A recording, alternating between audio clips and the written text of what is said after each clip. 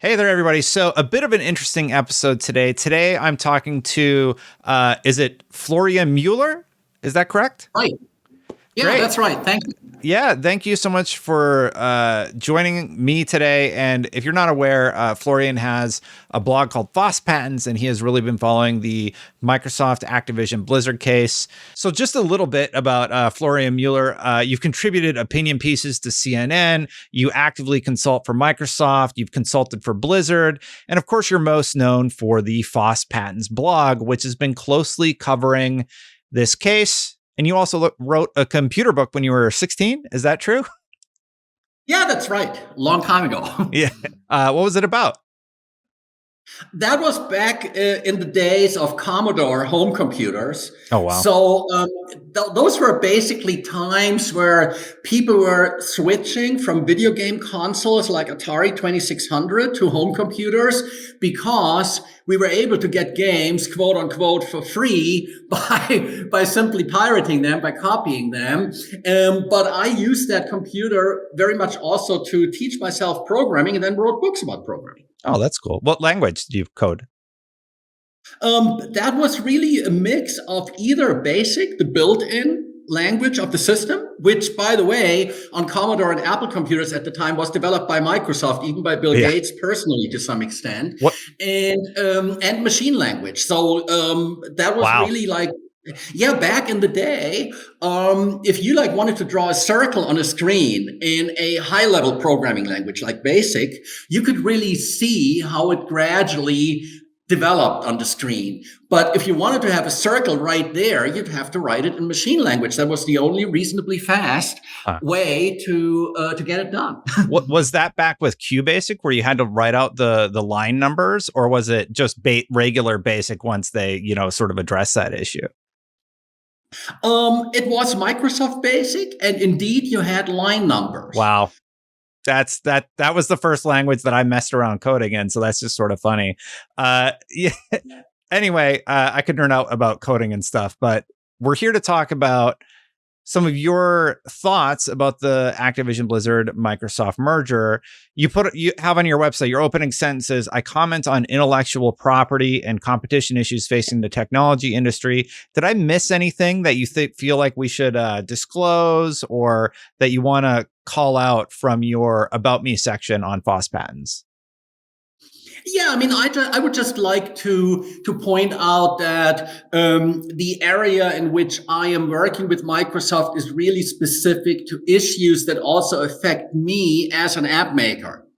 And that means it's not really a very specific project, but it is a broad range of issues. And then Microsoft is really just one of many organizations I am currently working with and have worked with over the years. But I believe people should properly disclose this, especially because I see some people who have affiliations with Sony or Google getting quoted by high profile financial media or games publications without actually saying that. And I believe we should all be honest about that so that people can factor that in as they form their opinion on what we all say. Yeah, so disclosures are really important to you. We've got you covered. The big question, though, on everyone's mind is, will this Activision deal end up going through? You've been talking about it a ton on your blog. I've been talking about it a ton on the channel. Who's left as an obstacle? We got the FTC, we got the EU, China is still sort of in the works there, New Zealand. There's a lot of ancillary things, but I think the big three are the FTC, the EU, and the CMA. And the question we all have is, does the deal go through at the end of the day? What are your thoughts?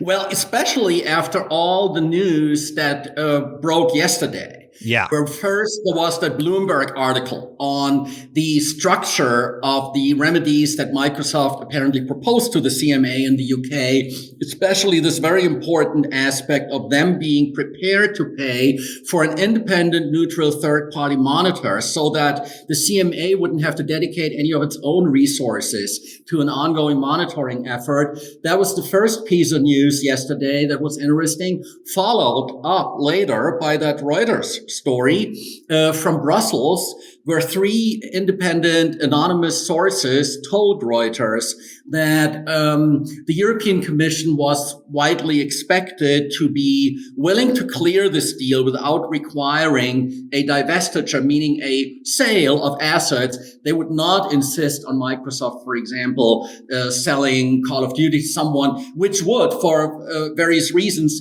be either extremely difficult or simply not even feasible anyway. So with yesterday's news, I think that those who hope that the deal will happen can really look more optimistically into the future than before. I never really saw any serious legal issues here that stood in the way. But the overall climate is such that when a big tech company, especially with, a lot of big tech bad behavior having been exposed in recent years in various contexts, when such a company makes a $70 billion acquisition, then obviously regulators feel they have a duty to take a very close look at this. And that is, I think, absolutely correct, because we don't know what the next big deal is going to be. And we wouldn't want them to wave the next Facebook, WhatsApp kind of deal through, because Facebook, WhatsApp, Facebook, Instagram, I think those deals really shouldn't have been cleared. Interesting. I don't know too much about those deals. I've mainly been focusing on this one, but I was curious. I think the deal goes through. I've said that many times on the channel. We've been sort of hitting these beats, and I'm just like, well, Microsoft has $1 trillion. I have a feeling they can figure out how to make this deal go through. I do think they were probably surprised by the amount of opposition. Because Sony kind of got involved in the mix pretty early on, crying foul. And do you have any thoughts on that, actually? Well, what I know is that when this deal was originally announced in January 2022, Microsoft told its shareholders, and that was obviously also directed at Activision Blizzard's shareholders, that the target date for closing was going to be mid-2023. So they were going to give it about 18 months. And that's also what we all know, the published, redacted, but public version of that merger agreement says. It's a closing deadline this summer. So I'm not sure they were totally surprised. Also, what I think we are going to see in the coming months is that all those regulatory agencies have very unique styles. And that's also what I told people when the CMA published its provisional findings, that this UK regulator may be just as constructive, maybe even more constructive than some others, but it communicates it differently. And I think that's what in a cross-jurisdictional and an intercontinental, an earth-spanning kind of merger review set of processes, we just have to also consider this, that some of it may just seem like a huge obstacle and may in fact be a problem that can be solved. Yeah, and we kind of knew there would be opposition. I know Hoglaw covered off on it. And he's like, there's going to be these roadblocks that they hit, and then they figure out how to get through them. But it's been very interesting the last few weeks. Now, I am curious, though, hypothetically, even though I feel like the deal is going to go through, what happens if this all falls apart? Like, is Activision going to be fine, or are things just going to go back to normal? What are those relationships going to be like between Activision and Sony? In your opinion, what happens if somehow at this point things don't go as planned? Well, if you don't mind, I would like to start with what unfortunately wouldn't happen.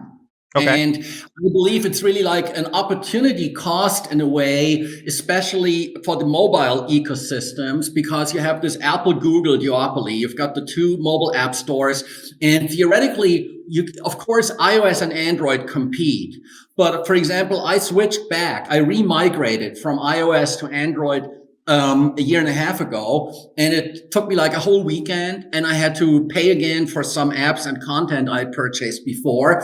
So you have all those locked in customers, like 1 billion people who are locked into the Apple ecosystem, way over 1 billion into Android. And each of these companies controls app distribution on its system, controls how advertising works on its operating system. And Microsoft has this plan for that universal app store. And that is frankly why I primarily really hope that this is going to go through. Of course, another factor is my own emotional attachment to Blizzard based on the background we discussed. Because when I worked with Blizzard, they were 50 people in a building in Irvine, California. And I flew over there in 1995 when they were finishing Warcraft 2. They were really like in final bug fixing testing for the US market. And I was working on the German translation with them. I also handled all of the sales and marketing there. And that's the other thing I would like Blizzard to find a safe new home. And I played Activision games on an Atari 2600 40 years ago. So those are these reasons. So I believe it would be a better home for Activision, for Blizzard, for King, i.e. Candy Crush.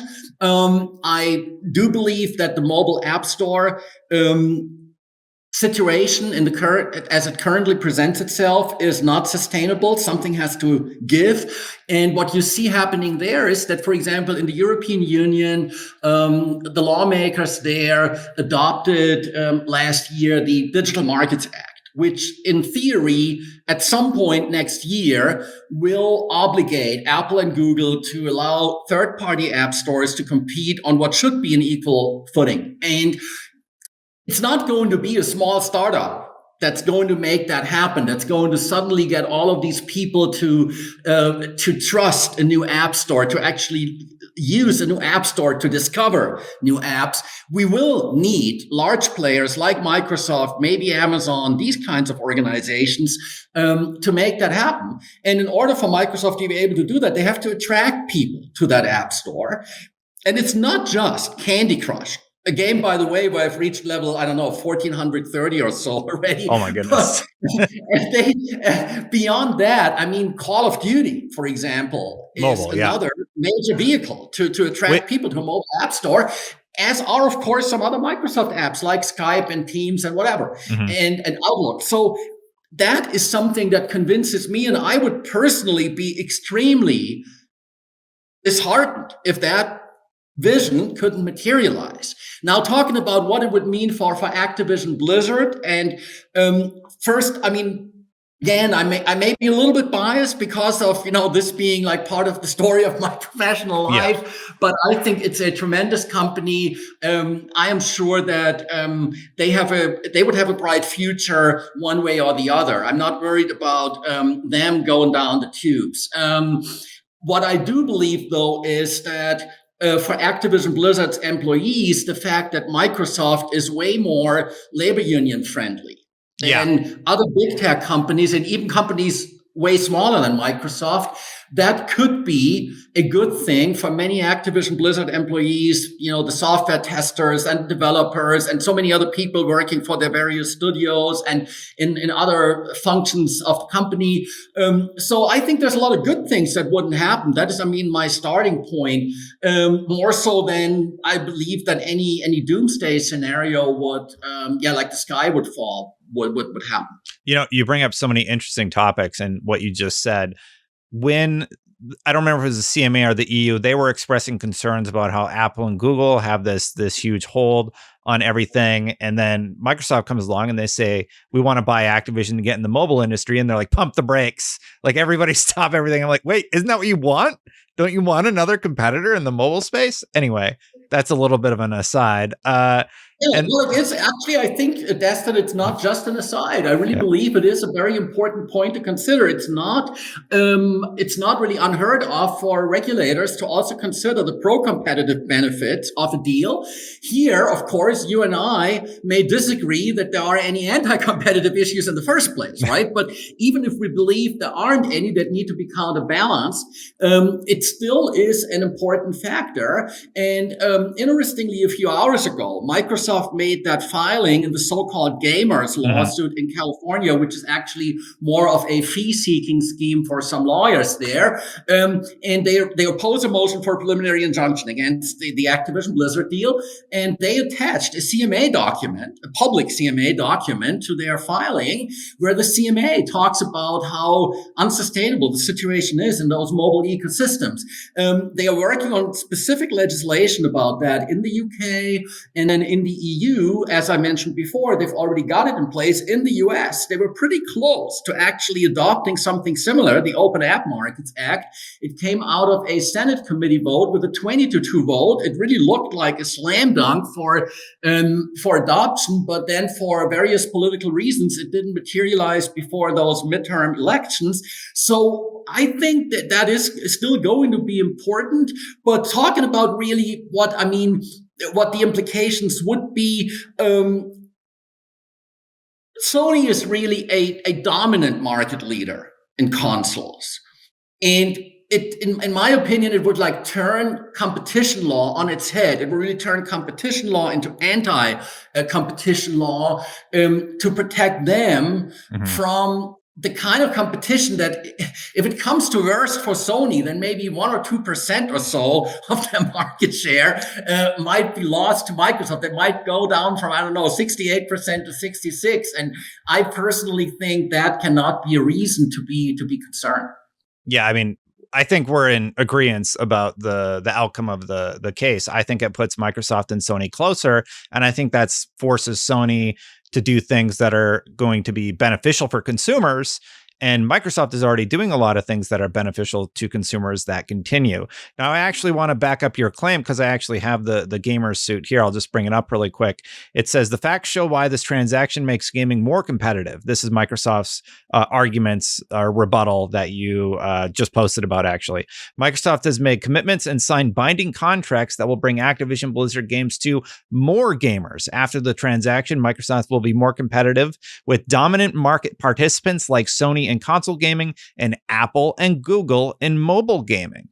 And it's really interesting that you bring that up because maybe it's fresh on your brain because you just read that document. But, we rewind a few weeks and they're bringing up concerns about the mobile market and how it is basically the two big players. Potentially Microsoft could shake that up a bit. Now, before we dive into that a little bit, maybe we should ask a different question. Has this deal, for the most part, gone as you expected, or have things sort of thrown you off a little bit in any respect? Well, I personally was only surprised that the FTC rushed to court. That they really went to their in-house court in mid-December. They could have waited until January. They were not under a hard deadline at the point. Now, later, of course, many of us read about that potential explanation, which was that they were trying to somehow influence the European Commission. I'm not sure it really had an impact on what the EU did. I think they are I don't think so. I think, for example, there was that interview a few days ago on Bloomberg that the EU's executive vice president, Vestager, Margrethe Vestager, gave to Bloomberg. And I think in that interview, there were 3 potential sideswipes at the FTC. First, she said that she's not going to allow regulatory capture by any party. That was interesting. Obviously, she didn't say by Sony. She said by either party, but still, I mean, we all know that if there has been any regulatory capture so far, we would know it would have occurred in Washington, D.C., and we know by whom. The second part there was that she said regulators should not be in a race to the first decision. That was, I think, a very clear reference to what was, rumored to have been the FTC's motive to get that thing out. And then she, I think, also started to prepare people for, potentially reaching different conclusions than organizations in other jurisdictions. But anyways, I mean, that surprised me in December. I really thought, and then when I saw that complaint, it frankly and seriously, it surprised me how weak it seemed. Oh, yeah. Like if you actually go through and read the FTC's complaint, they literally make up terms for the console market. They say like, oh, only PlayStation and Xbox are the only 2 market participants, really. And the whole argument is based around that. I find that to be just kind of crazy, like to just totally discount Nintendo. And then we're hearing things like some people think that the Nintendo Switch can't run Call of Duty it's just, there's versions of Call of Duty that would run on the Switch. Like they can get Doom Eternal running on the Switch. They can probably figure out how to optimize Call of Duty for that platform. And all these, go ahead. I mean, sorry, I interrupted again, but also the way that the FTC tried to mislead the average reader as to what happened after that ZeniMax Bethesda acquisition. They were not lying per se. I don't mean to allege that, right? But they made it sound like Microsoft had broken the promise they had made to the EU, and Microsoft had been very clear that future titles, the platforms on which they would release future titles, would be decided on a case-by-case basis. They would cross the bridge when they get there. They had only made it clear that they would leave the existing titles on all those platforms, which as of today they have. And that was something that I felt that was like an attempt to somehow, like make a political, psychological type of argument. Especially, it doesn't really mean anything when you have a situation like now where Microsoft is prepared to make a binding commitment. They've offered Sony a contract. They've told the regulators that they are also fine with something that the regulators can enforce and oversee, or have a third party oversee, as we discussed before. And against that background, I just thought it was almost like a gratuitous attack to bring up that whole ZeniMax Bethesda story. And there are still people out there, and commentators, even relatively well-respected commentators, who still somehow in the back of their heads believe that Microsoft had not made good on a promise here to regulators, which is just insane. Yeah. I don't remember who it was. It was either the EU or the CMA. They actually responded to the FTC statement and they said that is not true. Well, that's not quite what they said. That's not quite what they said, but they alluded to the fact that that wasn't considered in their proceedings, and indicating that the FTC got it wrong, basically. So if the FTC was trying to create an environment where everybody was sort of focused on the same objective, I feel like they actually kind of put themselves out on an island. Well, the EU and the CMA are just going to figure out whatever and then let the FTC sort it out. The FTC, I think, in a very strictly legalistic sense, everything that the FTC said was true, but it was grossly misleading. The average person reading that story for the first time by looking at the FTC complaint could really get a completely wrong impression. And I think all that the EU wanted to do is counter that false impression. Mm-hmm. Yeah, for sure. Thank you so much for watching this video. I really appreciate it. Now, if you've watched this far, please consider hitting that subscribe button, hitting that bell to know when my content goes live. I probably hit 100,000 subscribers by the time this video comes out, but I'm really close to it in the past with past Destin. So hit that subscribe button, help me hit 100K, or just help the channel continue to grow. Now, let's get back to the interview.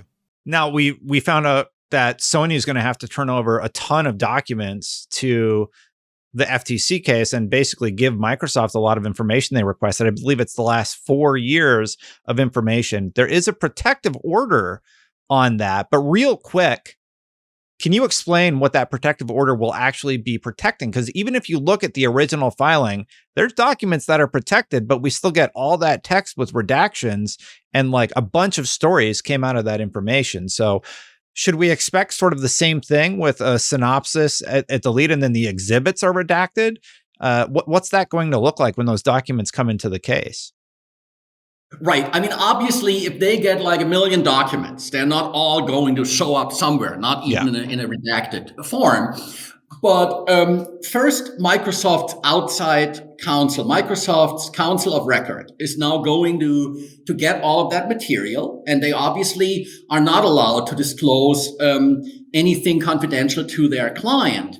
But they are allowed, of course, to identify any facts that have a bearing on the resolution of this case. And if they are relevant and they make those arguments, then that means that at the end of the day, the most important points, the juiciest parts potentially, will somehow be used in the further proceedings. Mm-hmm.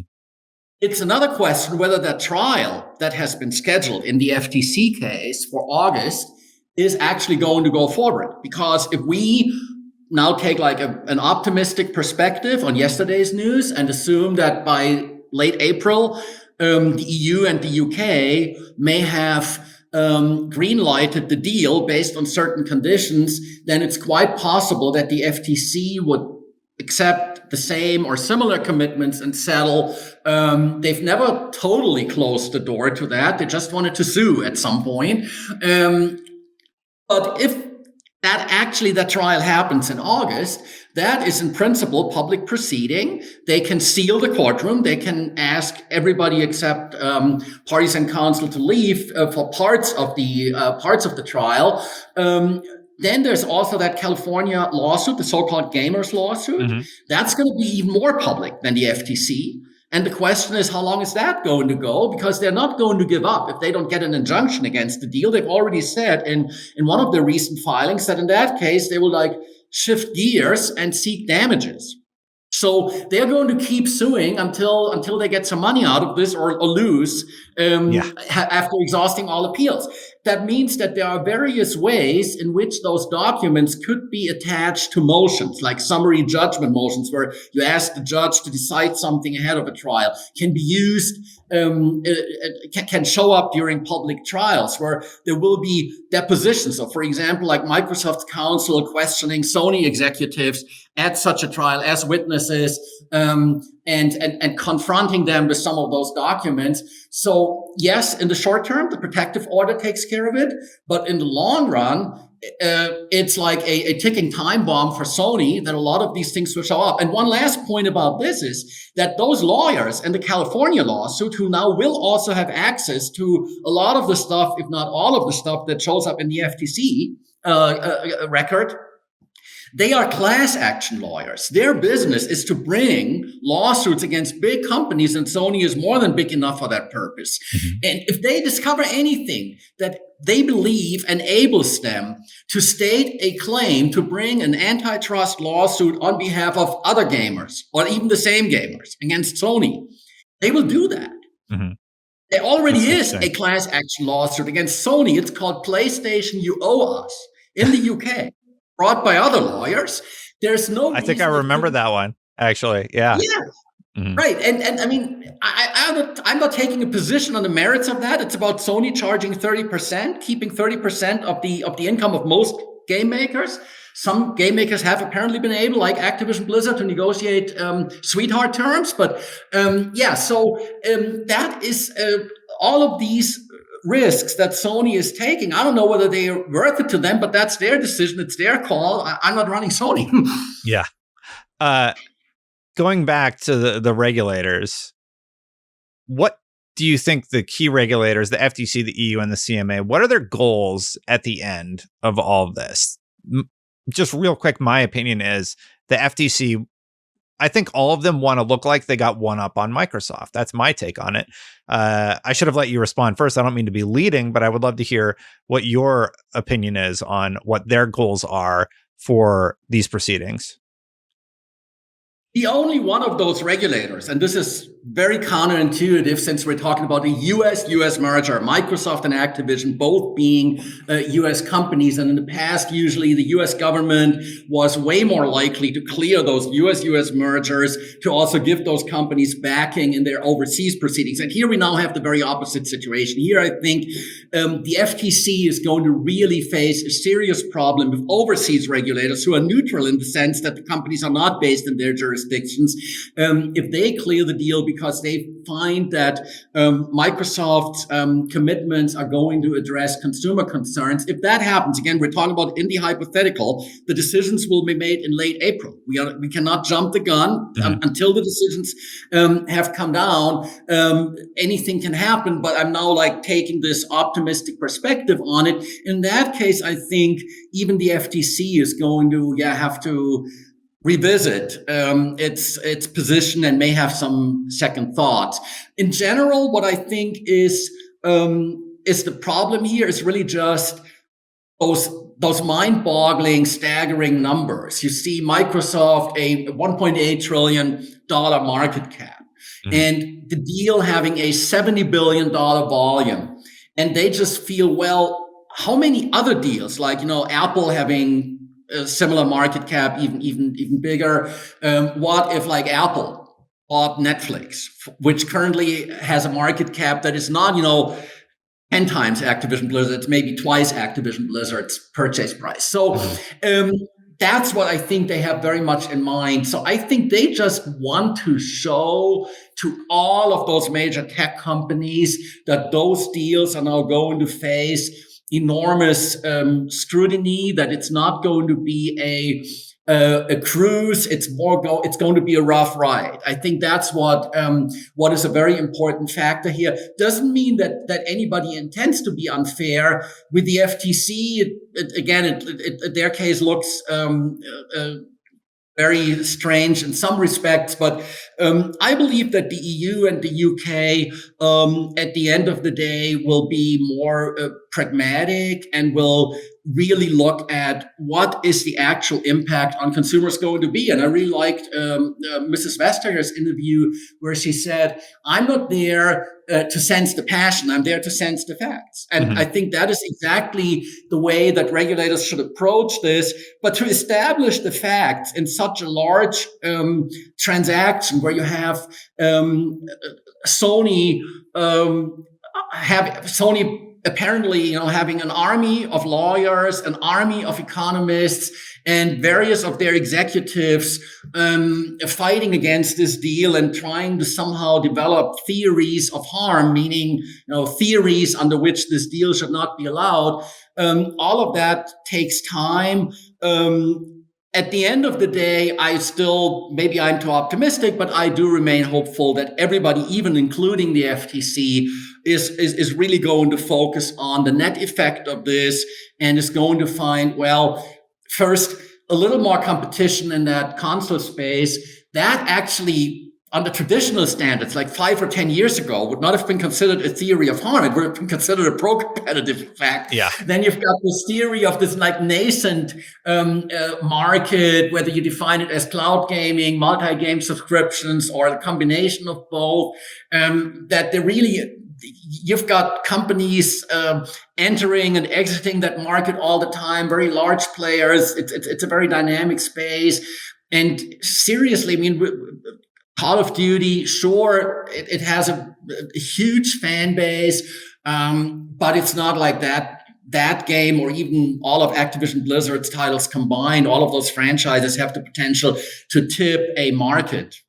I do find it a little bit ironic that I believe Sony purchased online first. They launched PlayStation Now before everybody else, and it was not good for a very long time in terms of latency issues. And now that they've finally gotten it to a pretty good place, one of the main complaints are that they're concerned about that market, even though it's like a very, very small percent of the gaming market currently, and a growth opportunity, I think, for a lot of companies. Yeah. Any thoughts there? Like, do you think that in the future we're all going to be doing cloud gaming, or do you think it's still pretty far off? I believe that for reasons such as latency, there will probably always be some technical benefits from having a locally installed game. The other question is multi-game subscriptions. Now, from a competition law perspective, the first question is whether that even is a market or just a payment schedule, a payment method, just a pricing structure, right? I mean, if somebody offers you a game and says, well, you can pay $5 a month to use it, or you can pay $70, $80 to just pay the whole price up front, it's still the same game. And that's why I'm not even sure it really can be credibly defined as a whole new market. But even if we assume that yes, that there is demand for that, and if we furthermore assume that that demand is probably more likely to grow as companies invest in the space, with companies like Netflix being very interested in this, it could get interesting. But at the end of the day, first, there's really no evidence here, given how fragmented the games industry is, and that you have new titles coming up all the time. And by the way, in the filing that you've also read from, one of the attachments, for example, tells the whole story of Players Unknown Battlegrounds. And so you have titles like that coming out of nowhere, and that still happens. I put like 1,000 hours into that game. It was great until Fortnite took off, right?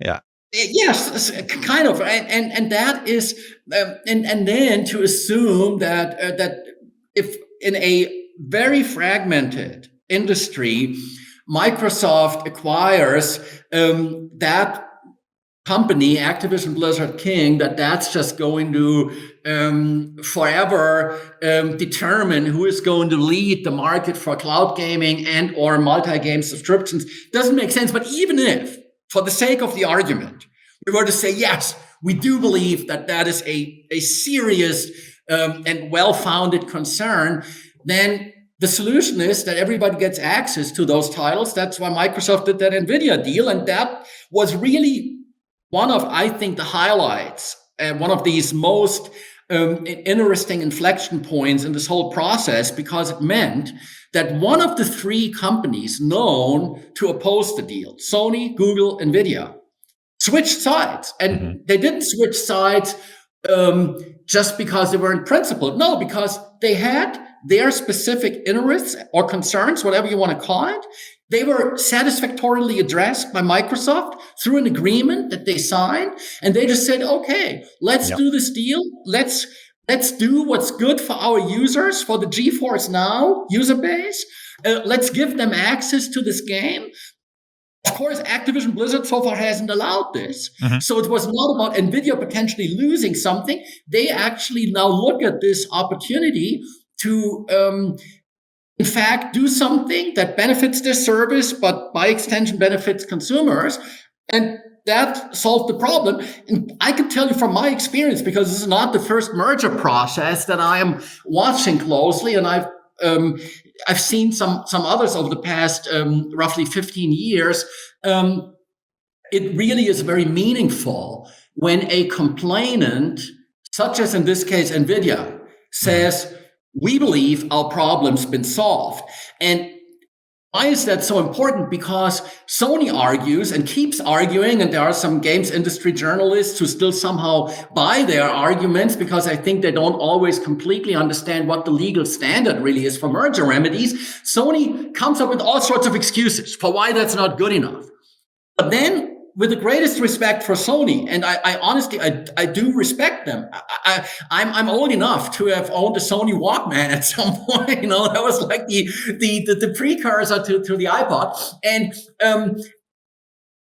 NVIDIA is a very sophisticated, a very successful organization, technologically very advanced, way more than Sony, frankly.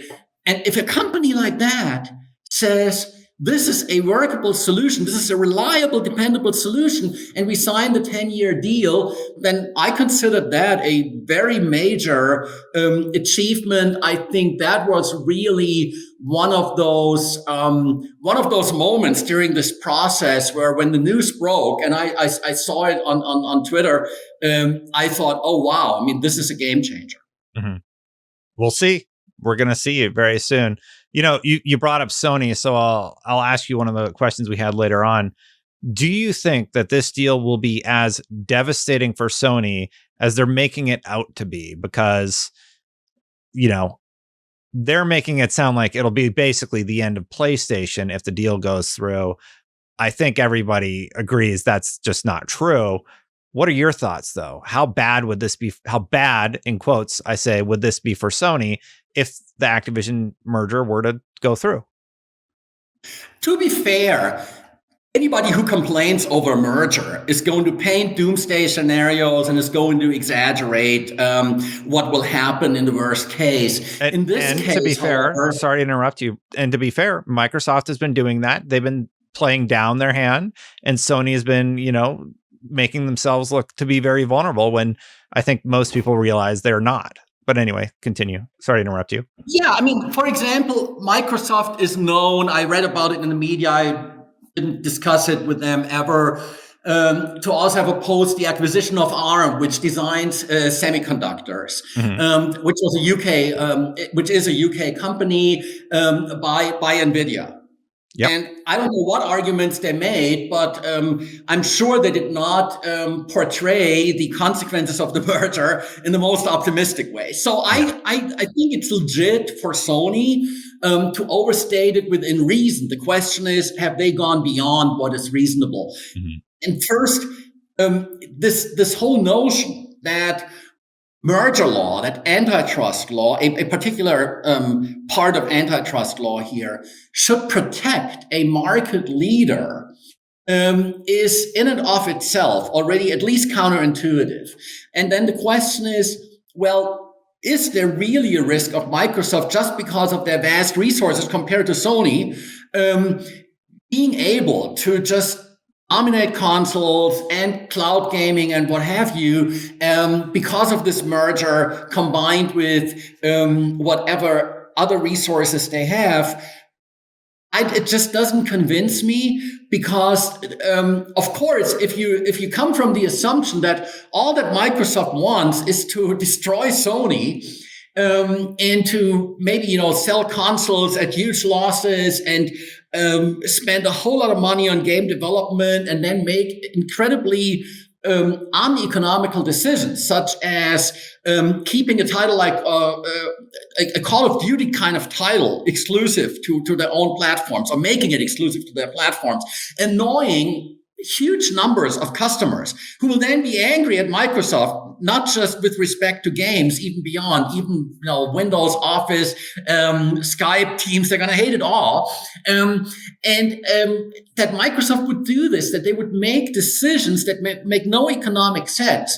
There was a study, an interesting paper that was published last fall by a Washington, D.C. organization, ITIF, which is like a tech industry advocacy group, but pretty broad based. So it's not just like Microsoft and its closest allies. Everybody is in there more or less. And it was written by a Qualcomm a competition economist and expert. That study explained very well that it just wouldn't make sense for Microsoft economically to make Call of Duty exclusive to its own platforms. So that, I think, is if I had to say what is the one thing about Sony that is really outrageous in all of this, that I think just regulators just should reject, that is that Sony apparently, based on what I hear games industry journalists say about what Sony seems to tell them, that Sony is really not being constructive with a view to a licensing-based solution, that they're not acting like Nvidia, but that instead they're really looking for excuses to keep on fighting, to just keep on refusing to sit down and work it out. That is the part that I think regulators should really at some point look at and say, hey, what efforts have you made? Yeah. Sorry I talked over you. Yeah. The thing you're trying to say, though, is why haven't you sat down to try to hash this out? Because they've just been lobbying and not really, figuring out a solution. Is that what you were going to say? Sorry. Yeah, I mean, exactly. And some people have already said it on the internet. I think there was a Forbes opinion piece on the internet and some other publications that said, well, Sony doesn't have to, because at the end of the day, if Microsoft offers them a deal now, it's still going to have to do that after the deal has closed. But that is just where they are not being constructive. And the reason why I think competition authorities should not take that lightly is because it just results in complicated and bitterly contested and protracted merger review processes that could be resolved maybe many months before if everybody, including every complaining party, was acting reasonably constructively. That is the part where I think they are unreasonable, that they overstate the consequences, that they do a lot of PR about this. That I think is like more or less par for the course. But now this process has entered a different stage. Now it's really like the home stretch. The question is, what are we going to do from here on out? And I just don't understand why they're still making it unnecessarily complicated for the regulatory agencies and ultimately for the whole industry. I think my take on it is that Sony's doing all that for one reason, to make things harder for Microsoft. If there's any chance that the deal does not go through, Sony's probably going to be a lot happier about not paying Microsoft about $1 billion a year, if the deal were to fall apart, right? That has to be it. My theory is similar to yours. It's that both Sony and Google is not a vocal complainer like Sony, but Google is also known to also have participated. That was reported in the media in that EU hearing. I think what Sony and Google would prefer, of course, is for ABK, for Activision Blizzard King, to remain independent so that they can do their exclusive deals with them. Google paid $360 million to Activision Blizzard King. It was a package deal that involved cloud services, YouTube advertising, all sorts of things. But as Epic Games alleges, and I'm with Epic on that side and not with my former friends at Blizzard, is, I think, very credible and plausible. Epic says it was all about dissuading ABK from pulling an Epic and also exploring different ways of getting those apps to consumers. And with Sony, I think it's similar. And you brought this up before, which really is this question of, well, what is the relationship going to be if the deal in a hypothetical scenario fell through? What would it be like? Mm-hmm. Emotionally, I'm quite sure that it would be very difficult, but all of these executives, of course, do have a duty to do what's best for the company. It's really about shareholders' money.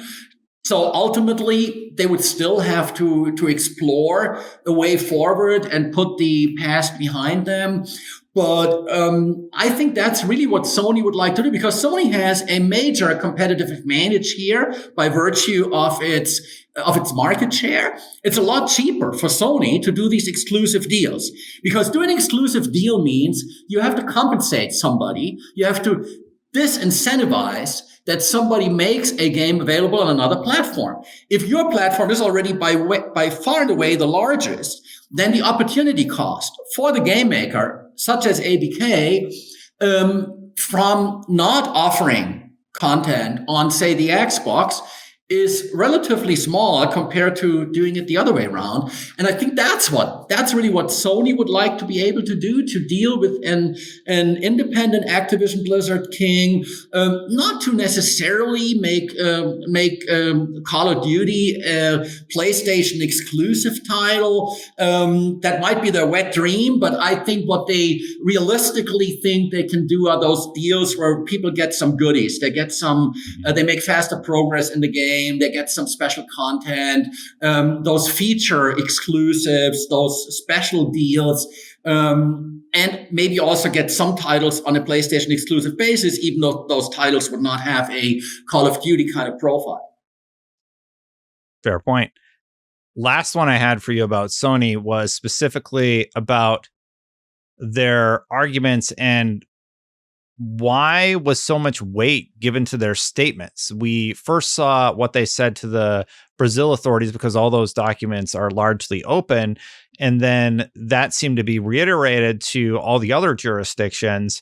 And a lot of times in the initial filing from the EU, from the CMA, from the FTC, it's what we saw Sony say in the past reiterated in those documents. So why did Sony get so much consideration during these roadblocks that Microsoft has faced? Yeah, that's a very, very important aspect of this. What really is Sony's influence, and also what's the limit of this? I think a lot of people out there have they're under a certain misconception, and they believe that Sony has sort of a veto right, that if Sony rejects a proposal that Microsoft makes, that means the proposal is not going to be a solution. But that's not the way it works. If they accepted it, it would of course be very meaningful. If they reject it, then the regulators themselves have to decide whether the proposal is good enough and tell Sony, look, there is a solution that's available to you. Take it or leave it. With a view to, it's interesting you mentioned the Brazilian document, because I thought that the Brazilian decision actually still, with all of the additional information that has become available since, I still think that the Brazilian regulator got it right. Because first, they identified that this is a very fragmented market, games development, barriers to entry are relatively low. But the most important point that regulator Katie made was that their job is to protect the competitive process and consumers as opposed to particular competitors. I know that the EU Commission understands this very well, because there was a time when US regulators, when US politicians accused the European Commission of focusing on competitors' complaints as opposed to what it ultimately means for consumers. That was really a narrative that the EU's competition law and the way it was applied was very much about protecting competitors rather than competition. And now it could end up being the other way around, with the FTC protecting a competitor, trying to protect a competitor. They're not gonna win in U.S. court. I cannot imagine that. They recently just lost in that Meta Within case, and that was actually a stronger case than this one, relatively speaking. But that's the situation we have. So the regulators saw, you've got Microsoft, and they see the sheer size of the organization. Obviously, Microsoft being fundamentally different from Apple and Google, because first, Microsoft antitrust issues, they were about 20 years ago, and they settled. They settled with the EU, they worked it out, and they didn't exhaust all appeals. The ones that the EU is dealing with now, like Apple and Google, they are hell-bent to exhaust all appeals, and not just that. Also that they don't really comply with the orders until they get fined, all of that. Microsoft has, for well over a decade, been extremely cooperative. Nevertheless, it is one of the biggest tech companies in the world.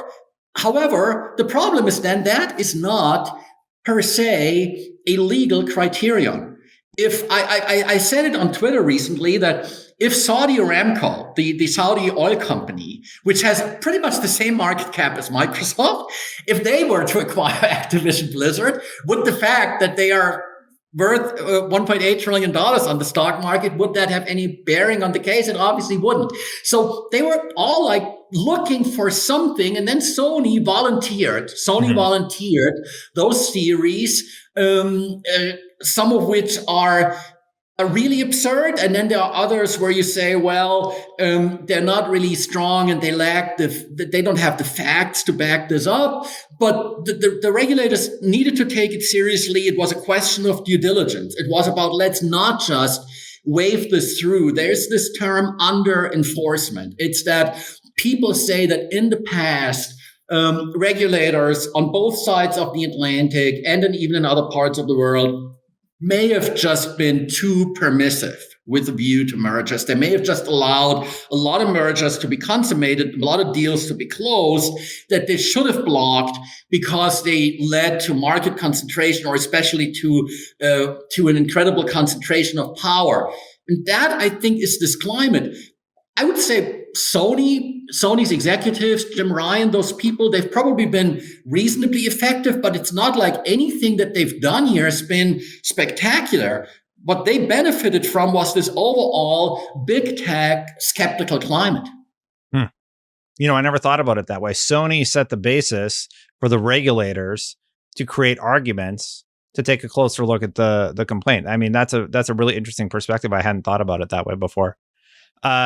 That's actually all I think I have time for right now before the baby needs me. I really want to say thank you for making the time to, sit and chat with me about this whole deal. It's been incredibly interesting, and it's been great talking with you this evening. Thanks for having me, Destin, and have a great evening, and we'll be in touch. You too. All right. Bye. Thank you so much for watching, everybody. If you've watched this far, please consider hitting that subscribe button, hitting that bell to help the channel grow. We recently hit 100,000 subscribers. Very, very happy about that. Hopefully we can keep growing from there. Thank you so much to the members for supporting the channel. I really appreciate all of you. If you want to see my videos without any ads, you click that join button right down there. Or if you want to see the full interview without ads, it's posted right now for all members. So check that out. And be sure to check out why I think Forza is going to be a huge game for Microsoft. There's a lot of cool tech in that game, and I dive into it in that video. Bye for now. I'll see you for the next one.